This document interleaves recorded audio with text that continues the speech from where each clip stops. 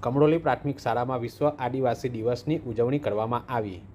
પ્રતિવર્ષે 9 ઓગસ્ટના દિવસે વિશ્વ આદિવાસી દિવસની ઉજવણી ભારત સહિત ગુજરાતભરમાં કરવામાં આવે છે। વિશ્વભરના આદિવાસી સમુદાયોના હકોનું રક્ષણ ઉપરાંત તેમની આગવી સંસ્કૃતિ, બોલી, પરંપરા તથા જીવનશૈલીનું સંવર્ધન તેમજ તેમની સમસ્યાઓ તરફ સમાજનું ધ્યાન દોરવાના મૂળભૂત હેતુ સાથે ઉજવાતા આ વિશેષ દિવસની ઉજવણી ઓલપાડ તાલુકાની જિલ્લા પંચાયત શિક્ષણ સમિતિ હસ્તકની કમરોલી પ્રાથમિક શાળામાં કરવામાં આવી હતી।